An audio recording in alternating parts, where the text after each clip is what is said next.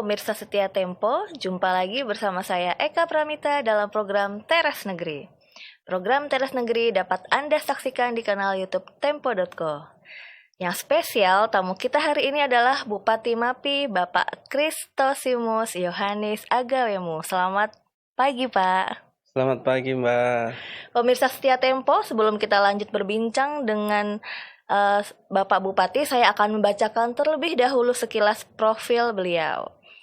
Bapak Christosimus Yohanis Agawemu atau dipanggil Bapak Risto bukanlah orang baru dalam dunia politik dan birokrasi. Pria kelahiran KP 31 Desember 1975 ini memulai karirnya sebagai PNS Dinas Perhubungan Kabupaten Mapi pada tahun 2000 hingga 2009. Kemudian, ia memulai karir politiknya dengan memantapkan dirinya maju menjadi anggota DPRD Kabupaten Mapi periode 2009-2014.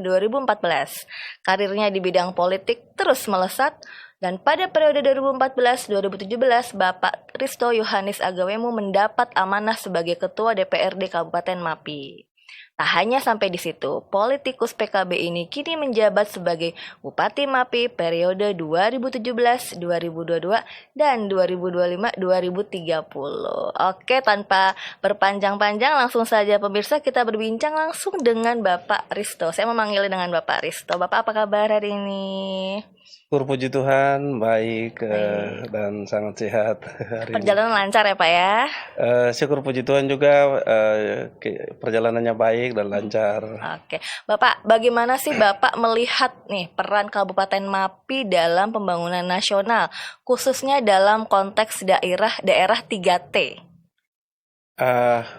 Berkaitan dengan bagaimana peran Kabupaten Mapi dalam konteks membangun bangsa dalam konteks sebagai daerah 3T, yang pertama kami setelah mengevaluasi situasi di lapangan baik dari sisi karakter keseharian hidup masyarakat, kondisi geografis keberadaan kami di wilayah Papua, secara khusus kebetulan saat ini Mapi masuk di Provinsi Papua Selatan.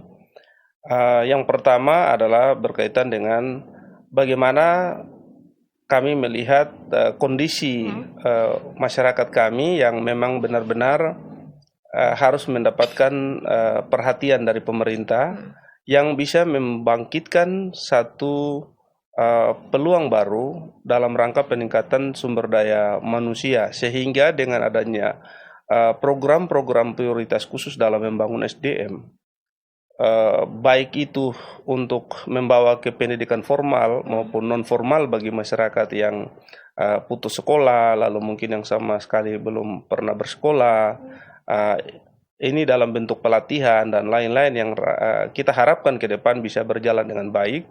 Ini akan memberikan kontribusi dalam rangka peningkatan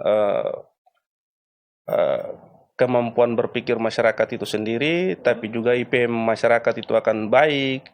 Kita harapkan pendapatan juga bisa baik secara ekonomi, karena ini juga membantu kita menjadi salah satu juga yang menjadi bagian dari negara ini yang ketika kita menuntaskan angka putus sekolah berarti kan kita ikut berkontribusi bagi bangsa ini. Kurang lebih di bidang SDM itu, lalu di kesehatan mungkin dengan adanya kita memberikan ruang-ruang pelayanan baik itu untuk infrastruktur, baik itu untuk fasilitas kesehatan.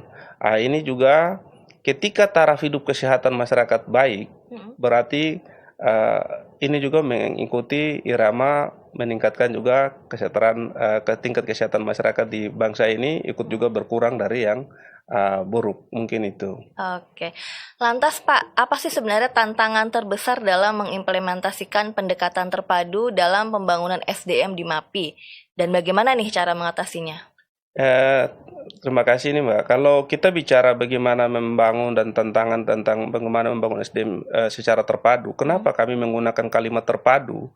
Karena membangun daerah 3T tidak bisa secara spasial atau kita bangun terpisah-pisah. Kita harus bangun secara bersama-sama. Dan memang harus terpadu. Terpadu lalu terintegrasi dan harus berkelanjutan. Dan kenapa bisa seperti itu? Karena memang di daerah 3T rata-rata kondisinya kan eh, banyak hal yang belum ada. Contoh, kita belum punya infrastruktur yang memadai, kita belum punya SDM yang kualitasnya baik atau yang bisa bekerja dengan lebih layak gitu. Lalu kita juga belum punya fasilitas kesehatan yang memadai, kita belum punya akses transportasi yang memadai, kita belum punya prasarana sistem pertanian yang baik. Untuk bisa mempercepat daerah ini maju di daerah 3T, maka dia harus dilakukan secara terpadu bersama-sama. Jadi komunikasi kami baik itu dengan menggunakan dana daerah, di dana kabupaten, maupun juga komunikasi ke provinsi, maupun juga komunikasi ke pusat, kita harus membagi supaya secara bersama-sama. Kalau kita lihat dari sisi porsi anggaran, apa yang bisa dilakukan melalui dana DAU, apa yang bisa dilakukan melalui dana DAK, apa yang bisa dilakukan melalui dana otsus. Lalu kita turunkan lagi berdasarkan urusan pendidikan. Berarti kita komunikasi di tingkat pusat lewat Kementerian Pendidikan, apa yang kita mau sambungkan ke dana DAK melalui Kementerian Pendidikan, apa yang kita mau komunikasikan ke Bappenas, apa yang kita mau komunikasikan ke Kementerian Perhubungan umpamanya untuk transportasinya, apa yang kita mau hubungkan ke Kementerian PU. Yang menjadi ranah pusat menurut regulasi, maka kita sambungkanlah ke kementerian terkait. Tetapi karena hari ini semua tersentral pada perencanaan yang dikendalikan oleh Bappenas, maka seluruh proses usulan kami harus tersistem dalam aplikasi yang sudah ditawarkan dalam sistem perencanaan lewat Bappenas. Sehingga apa yang kita sambungkan, lanjutkan ke kementerian lembaga, itu tersambung dengan Bappenas. Lalu kebijakan dalam persetujuan dengan kementerian terkait yang sudah tersambung di Bappenas, ketika kita mau menuju ke finalisasi usulan, itu sudah sesuai dengan perencanaan. Jadi secara dokumen kita oke, secara proses juga harus sesuai gitu. Dan itu yang kita harus lakukan. Lalu bagaimana kita mengurai untuk kebutuhan yang ada di dana DAU? Secara porsi, ketika ada yang menjadi ruang kabupaten, maka itulah yang kami bawa dalam penjabaran program dan kegiatannya. Tetapi ketika kita bicara tentang dana otsus, maka kita harus menyesuaikan juga dengan urusan yang ada.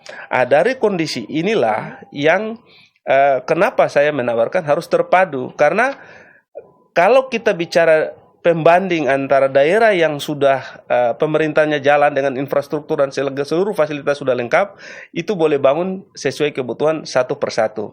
Tetapi kalau di daerah 3T hari ini dan untuk ke depan bangsa ini, itu memang harus membangunnya secara terpadu, terintegrasi, jadi bersama-sama beriringan. Kalau satu-satu kita tetap akan dikategorikan daerah tertinggal. Itu tidak bisa. Harus ada pikiran besar negara ini tentang bagaimana merumuskan proses pembangunan terpadu terintegrasi dan berkelanjutan bagi daerah-daerah 3T ini. Karena daerah 3T membutuhkan perlakuan. Salah satunya kenapa butuh perlakuan khusus?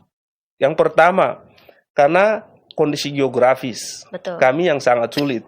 Harga biaya dampaknya luas sekali ketika kita mobilisasi barang dari Pulau Jawa, dari Sulawesi sampai ke tempat kami, itu berpengaruh sekali terhadap harga dengan tingkat. Belum lagi dari pusat pemerintahan kita harus sambungkan ke wilayah distrik, kita harus sambungkan ke wilayah kampung. Ini kosnya akan semakin besar. Yang kedua, kita harus melihat bahwa daerah 3T adalah rata-rata daerah pemekaran. Di dalam proses ini, karena dia baru dimekarkan, maka dia butuh infrastruktur yang secara ketentuan tidak boleh disamakan dengan daerah-daerah kabupaten ataupun provinsi yang sudah sama, yang sudah sangat maju. Itu tidak bisa. Sehingga harapan saya, cepat atau lambat satu waktu, mudah-mudahan lewat media ini, sarana ini, negara bisa merumuskan skema kerja, skema perencanaan secara terpadu, terintegrasi dan berkelanjutan ini untuk menyelesaikan permasalahan daerah 3T, sehingga kami tidak terlalu tertinggal jauh dengan daerah-daerah lain yang sudah maju. Apalagi ketika diperhadapkan kepada hari ini teknologi IT, sistem kerja sudah teraplikasi dan semua hal membutuhkan penguasaan teknologi yang tinggi. Kalau ini tidak dilakukan cepat, akan timbul kepincangan yang sangat jauh antara pusat dengan daerah. Antara daerah-daerah yang sudah sangat maju dengan kami itu akan semakin tertinggal. Pertanyaannya sampai kapan proses ini harus berlanjut atau berjalan dengan waktu yang panjang. Ini yang mungkin harus menjadi Masih terus digodok ya Pak ya? Ya, betul sekali Mbak. Gitu. Oke Pak, lantas nih Pak, bagaimana sebenarnya strategi pemerintah daerah dalam menarik tenaga pendidik dan tenaga kesehatan untuk bekerja di MAPI, mengingat kondisi geografis yang cukup menantang? Gimana nih Pak caranya Pak? Yang pertama, kalau kami di MAPI, khusus untuk pendidikan ya, kalau pendidikan di waktu saya, berdasarkan data, saya melihat bahwa kondisi geografis kami, karakter masyarakat terutama, ini berbeda dengan daerah lain. Sehingga dalam rangka mencari solusi, kami harus, lalu saya sempat kerjasama pada program Guru Penggerak Daerah Terpencil. Oh iya, pernah dengar. Kita singkat itu GPDT. Kenapa program ini saya harus namakan program Guru Penggerak Daerah Terpencil?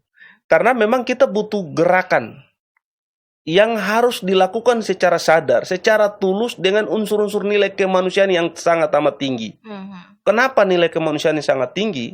Karena kita akan menempatkan orang di pedalaman dengan karakter yang sangat berbeda dari tempat dia tinggal atau dari daerah asalnya ke daerah kami. Ini membutuhkan skema yang khusus.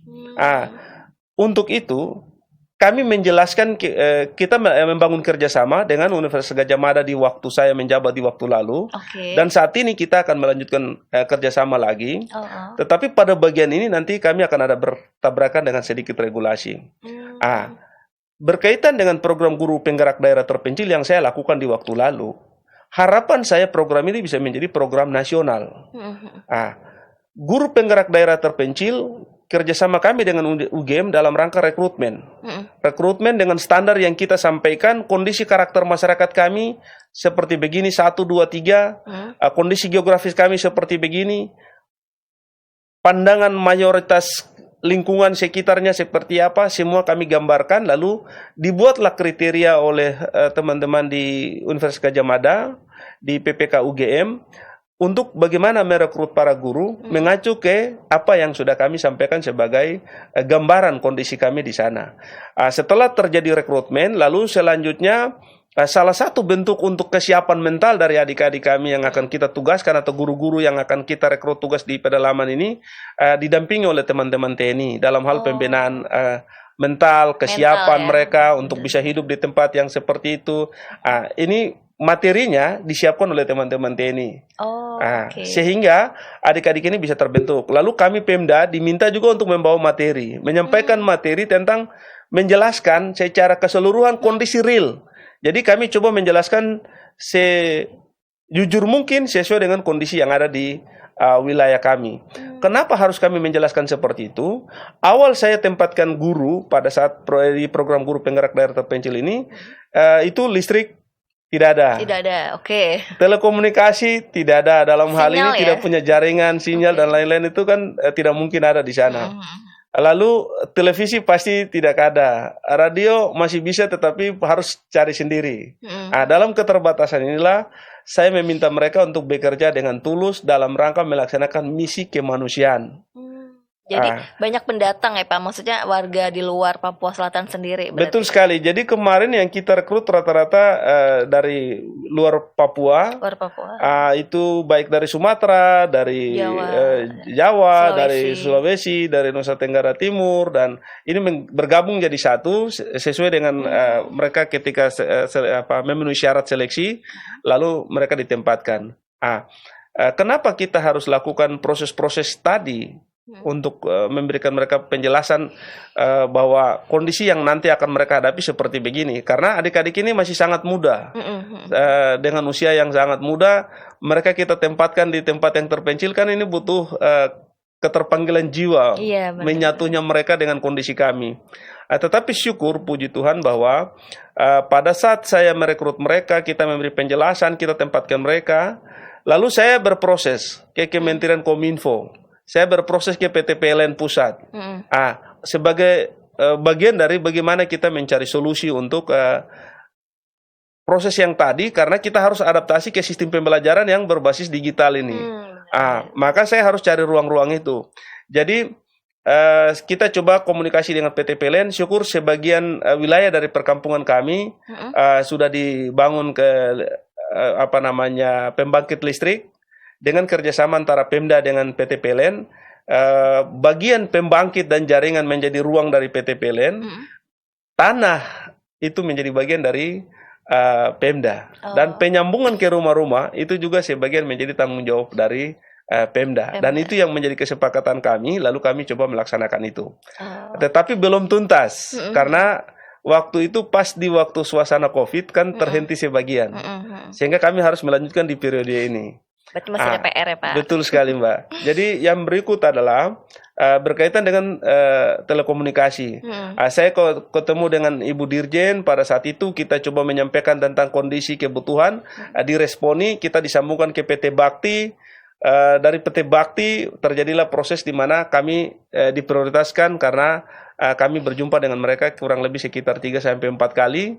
Lalu terjadilah kesepakatan untuk bagaimana MAPI menjadi satu sampel dari sekian wilayah di Papua untuk bagaimana pembangunan BTS dituntaskan. Walaupun hari ini dari sisi evaluasi kami ada yang sudah bermasalah karena ada yang masih aktif, ada 1-2 karena kendala teknis tidak bisa dioperasionalkan.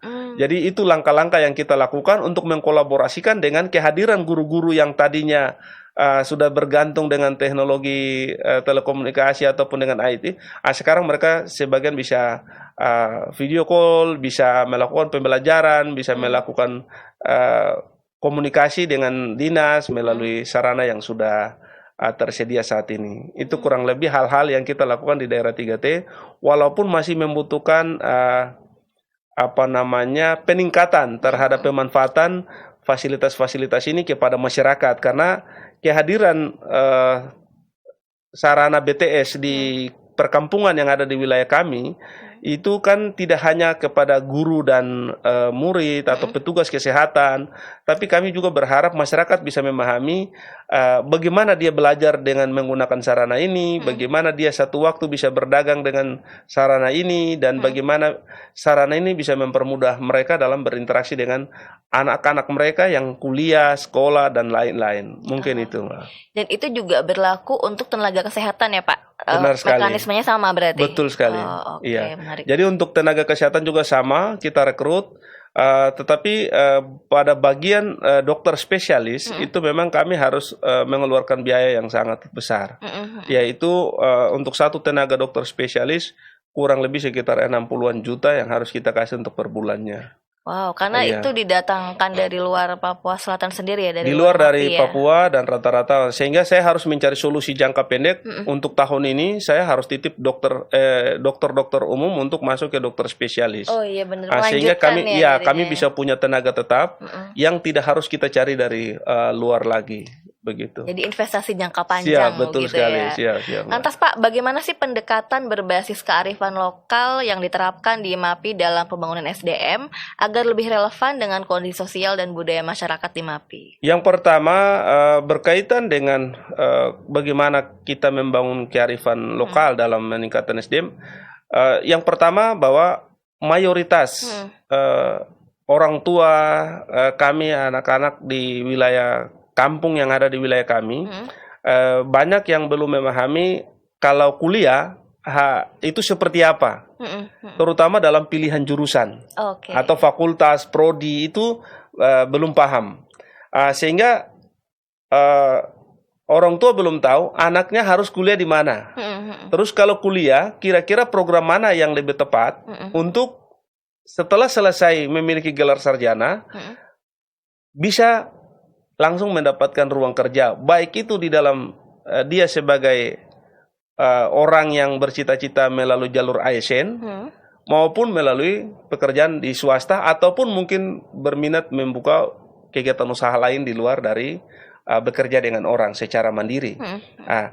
Kondisi ini kami harus jelaskan ke orang tua, lalu kami pemerintah harus mengambil peran menggantikan posisi yang tidak dipahami oleh orang tua itu sendiri.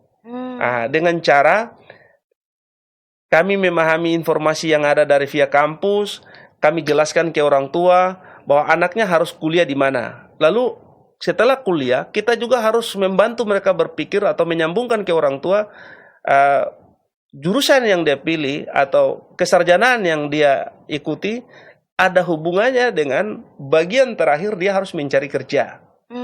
Ini contoh. Hari ini kita butuh guru, itu lebih 2.000-an orang. Itu kami di Kabupaten Mapi.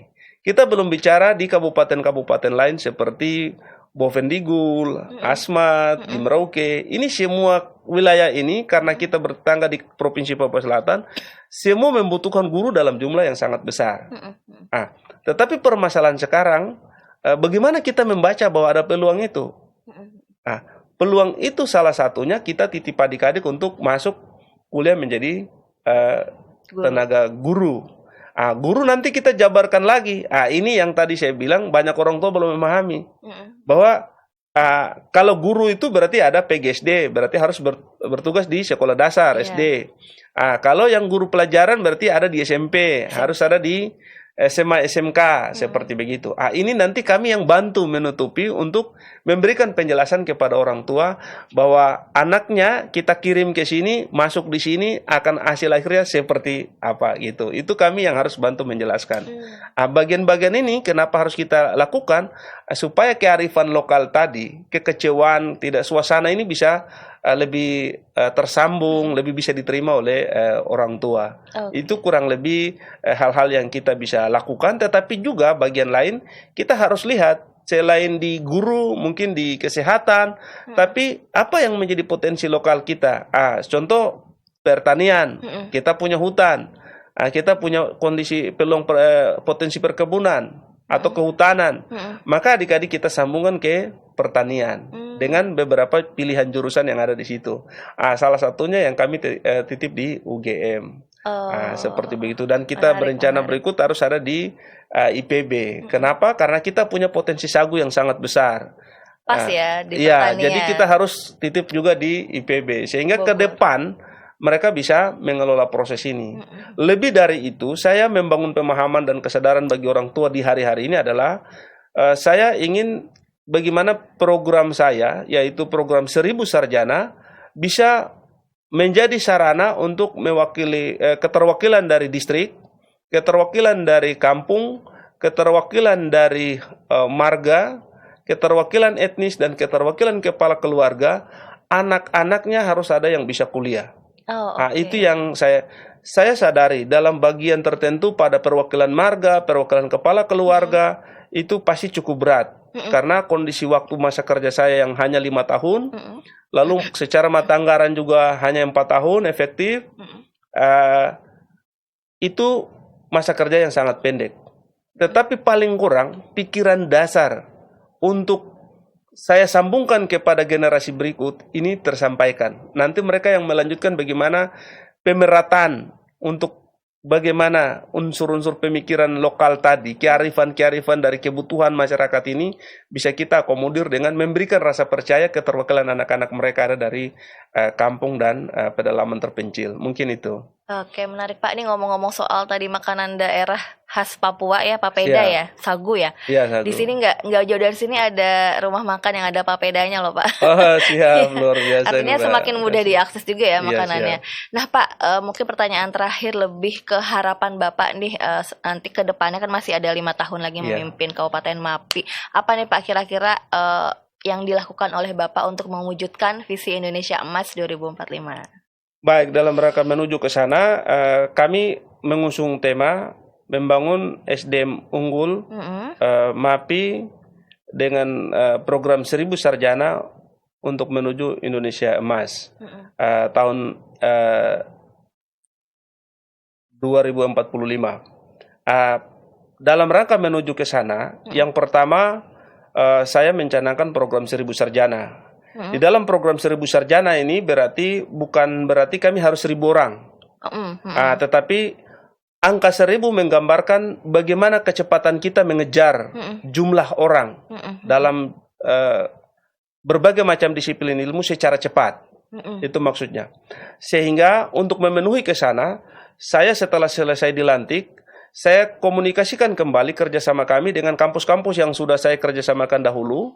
Lalu kampus yang saya baru merintis Terus ada yang dulu kami sudah MOU, tetapi karena situasi pas kita mau operasional, COVID dan terganggu, saya kembali lagi untuk komunikasikan itu, sehingga di tahun ini saya harus membagi adik-adik dalam beberapa kampus sesuai dengan kebutuhan kami di MAPI. Sehingga proses ini yang saya lakukan sekarang, dan pada hari ini di perjalanan waktu ini adalah bagian terakhir yang saya harus tanda tangan dengan Universitas Indonesia. Setelah kemarin sudah dengan UGM, dengan Sanata Dharma, dengan Universitas Negeri Yogyakarta, UNY. Universitas Negeri Jakarta, lalu Sekolah Tinggi Pertanahan, terus di Universitas Brawijaya, dan nanti masih harus ke IPB, saya harus sambung lagi ke Universitas Pajajaran, tapi setelah pulang ke Papua harus di Universitas Musamus. Saya harus lakukan ini. Dan harapan saya untuk menuju ke Indonesia Emas, kami harus melakukan intervensi. Untuk membangun SDM di daerah 3T, tidak bisa mengejar jumlah dengan kualitas tinggi tanpa intervensi pemerintah. Dan intervensi pemerintah supaya menghasilkan kualitas yang bagus, saya ingin menghadirkan adik-adik kami untuk kuliah di kampus-kampus negeri yang ada di Indonesia, untuk mereka bisa mendapatkan kualitas pendidikan yang baik. Tetapi tidak hanya itu, saya ingin bahwa ada rasa percaya diri dari anak-anak yang ada di kampung, yang ada di pedalaman Papua, secara khusus kami di MAPI, bahwa untuk masuk sampai di universitas negeri itu, mereka juga punya peluang yang sama. Untuk itu langkah yang saya lakukan adalah dalam hal ini meminta afirmasi, meminta kebijakan di seluruh perguruan tinggi negeri yang ada, untuk mari melihat daerah 3T, melihat manusia di daerah 3T dengan mengutamakan nilai kemanusiaan secara jujur, secara tulus. Lalu mari kita sama-sama bertanggung jawab, berkontribusi untuk mencerdaskan anak-anak bangsa dari daerah terpinggir, terluar, terdepan. Kalau kita bicara terdepan, lalu kita tidak membentuk manusianya berkualitas, cerdas, manusianya lebih punya pengetahuan pendidikan yang baik, itu kita sia-sia. Sehingga ruang ini yang saya minta, dan syukur puji Tuhan, semua kampus yang saya singgahi menyampaikan pesan ini menjadi sesuatu yang sangat diresponi dengan baik, dan ada yang melihatnya sebagai suatu masukan untuk perbaikan pada standar kurikulum yang sistem pembelajaran yang akan dipakai di kampus-kampus yang saya minta kerjasama itu. Karena ada yang menjadi bagian dari hal baru. Tetapi saya punya keyakinan bahwa pasti Tuhan membuka jalan untuk itu dengan cara kita menjelaskan apa adanya, apa yang kita perlukan, real kita jelaskan, teman-teman pasti membuka jalan, dan syukur itu semuanya diberikan. Dan saat ini kami akan menitip adik-adik di semua perguruan tinggi, dan dari sekian komunikasi kami, teman-teman semua berkenan untuk datang ke MAPI. Yang pertama saya minta supaya membentuk tim untuk seleksi di MAPI. Kenapa harus seleksi di MAPI? Karena yang pertama bahwa kalau kami mengirim adik-adik ke luar Papua, minimal dia sudah pasti bahwa dia keluar itu pasti akan kuliah. Kalau kami kirim untuk dia seleksi, lalu ada yang dinyatakan tidak lulus, ini kan akan jadi problem tersendiri, sehingga hitungan biaya kami akan terganggu. Yang kedua, orang tua akan mengajukan keberatan ke Pemda tentang anak saya harus, kenapa kamu kirim ke sana? Dia sudah tahu bahwa kalau dikirim berarti lulus. Terus sampai di luar Papua dia harus mengambang. Saya harus hentikan itu. Jadi saya sudah minta untuk setiap kampus membentuk tim, lalu turun ke kampus, ke MAPI untuk melakukan seleksi di sana. Tetapi tidak hanya di situ. Sebelum seleksi kita harapkan ada artikulasi, pendampingan baik itu jarak jauh maupun secara langsung yang nanti akan dilakukan oleh kampus-kampus yang bersangkutan. Lalu kami Pemda sudah minta di Universitas Negeri Yogyakarta dan Universitas Negeri Jakarta untuk membagi dalam dua bagian. Kita harus naikkan dulu grade para kepala sekolah, gurunya kita berikan materi untuk pendampingan kualitasnya mereka supaya sistem pembelajaran dilakukan dengan baik. Lalu kita akan lakukan les. Jadi di luar dari proses pembelajaran normal ada les. Untuk apa? Supaya adik-adik ini, anak-anak kami bisa kita tingkatkan kemampuan mereka. Lalu ditambahkan dari materi dari kampus-kampus yang untuk mereka bisa punya pemahaman bagaimana kalau mau masuk di kampus negeri A, kampus B, dan lain-lain itu seperti apa. apa materi yang harus mereka dapat. Itu yang kami sudah sepakati. Lalu yang berikut, setelah mereka masuk dan diterima, mereka harus didampingi secara terus sampai selesai. Dengan penguatan pada beberapa kebutuhan dasar seperti penguatan bahasa asing, apakah itu bahasa Inggris dan bahasa yang lain, yang benar-benar hari ini dibutuhkan dalam hal mereka bisa bekerja di dunia kerja. Lalu yang berikut lagi, penguatan pada matematika, penguatan pada keterampilan pembentukan karakter dan lain-lain. Kenapa? Dalam kewirausahaan juga harus mereka diberikan pengetahuan tambahan. Karena saya berharap mereka kembali supaya tidak berpikir hanya jadi pegawai negeri. Betul, betul. Mereka bisa berpikir bagaimana dia menciptakan peluang kerja baru bagi saudaranya yang lain. Satu. Kedua, dia bisa mengajari orang tentang pengetahuan yang dia miliki, tetapi juga keterampilan tambahan. Ini yang saya ingin lakukan. Lalu yang berikut lagi, minimal mereka kembali dengan karakter. Kalau kerja di Pemda, itu berarti dengan kualitas yang di atas rata-rata, bisa berkompetisi dengan orang lain. Sehingga apa? Ke depan, kita tidak butuh afirmasi lagi. Tapi kami dengan kualitas kami masing-masing, dengan kemampuan yang sama dengan saudara lain, kita bisa berkompetisi pada level tertentu dengan cara yang baik dan bermartabat. Mungkin itu yang bisa kami lakukan dalam rangka menjemput Indonesia Emas. Lalu hal paling sederhana dalam menjemput pikiran besar negara terhadap Indonesia Emas, kita tidak perlu berpikir yang terlalu tinggi. Kalau kampung itu belum pernah ada orang jadi sarjana, kita hasilkan jadi sarjana, maka itulah bagian dari Indonesia Emas.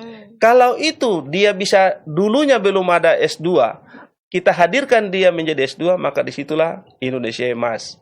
Kalau di situ dia belum bisa melayani orang sebagai seorang dokter ataupun perawat, kita bisa jadikan mereka, maka disitulah Indonesia Emas. Tidak ada sarjana pertanian, tidak ada sarjana teknik, kita hadirkan anak-anak mereka, dan itulah menjadi bagian dari Indonesia Emas, dari daerah terpencil yang ada di daerah 3T, dalam pemikiran kami untuk membangun Indonesia ke masa depan melalui masyarakat yang ada di pinggiran-pinggiran bangsa ini. Mungkin itu. Menarik sekali ya, sangat concern pada pendidikan. Terima ya agaknya kasih, di MAPI nih Pak. Iya. Menarik sekali perbincangan kita hari ini, pemirsa Tempo. Tidak terasa kita sudah tiba di penghujung acara. Nah, untuk menutup perbincangan ini, saya persilahkan Bapak Christo untuk memberikan closing statement. Silahkan Pak. Baik, terima kasih pada closing statement saat ini. Yang pertama, saya menyampaikan terima kasih dan penghargaan bagi seluruh masyarakat MAPI yang sudah memberikan saya kepercayaan untuk berada di ruang kerja ini sebagai pelayan bagi masyarakat dengan proses pengabdian yang tulus untuk bisa membangun bangsa dari daerah 3T dan terluar.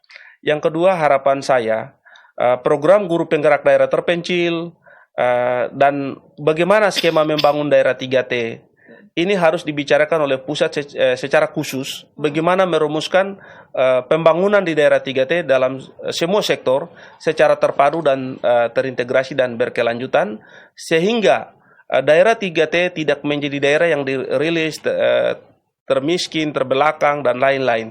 Tetapi benar-benar kita juga bisa setara menghadapi perkembangan perubahan peradaban dunia saat ini untuk kita bisa sama-sama bergerak maju sama-sama dengan daerah lain.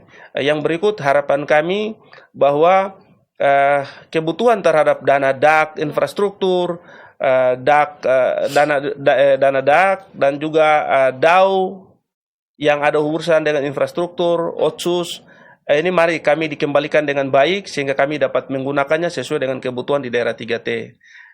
Yang terakhir, harapan saya bahwa daerah-daerah pemekaran dalam kebijakan anggaran harus diperlakukan secara berbeda. Betul. Karena kebutuhan kami pasti jauh berbeda dengan kebutuhan di daerah-daerah yang sudah maju atau di perkotaan pusat, misalnya, ya, yang pusat-pusat kota yang sudah sangat amat maju.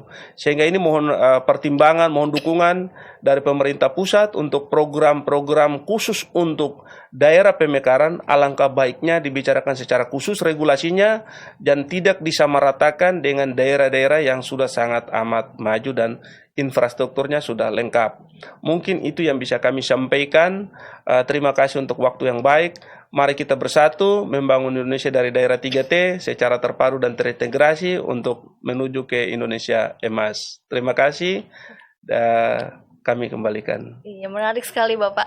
Kami ucapkan juga terima kasih kepada Bapak Risto yang sudah berkenan hadir dalam program Teras Negeri Tempo kali ini. Menyenangkan sekali kita berbincang panjang lebar mengenai daerah 3T yang tadi sempat saya tangkap adalah daerah yang kedepannya akan menjadi daerah terpadu, terintegrasi, dan berkelanjutan ya Pak ya. Baik, program Teras Negeri akan kembali dengan sejumlah kepala daerah yang memberi inspirasi untuk kemajuan negeri. Akhir kata, saya Eka Pramita beserta seluruh kru yang bertugas pamit undur diri, salam sehat dan sampai jumpa.